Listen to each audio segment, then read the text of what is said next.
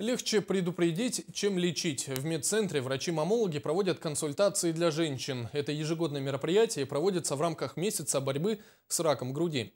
Это болезнь, от которой не застрахована ни одна из женщин, но рак на ранней стадии излечим, поэтому врачи советуют периодически проходить обследование.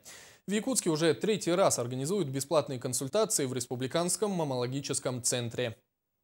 Ежегодно проводим такую акцию, куда приходят женщины по желанию, по предварительной записи, не имея ни направления, ну вообще мы ничего не требуем, кроме самой же, кроме вот женщины приходят по желанию на обследование к нам. Мы проводим консультацию врача-онколога-маммолога, по показаниям делаем маммографию, ультразвуковое исследование молочных желез.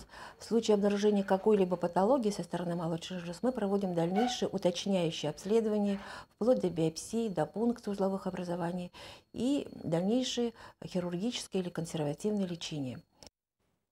Акция проходит в медцентре в Якутске с 13 по 16 октября включительно. Подробную информацию можно получить по телефону 39 54 22.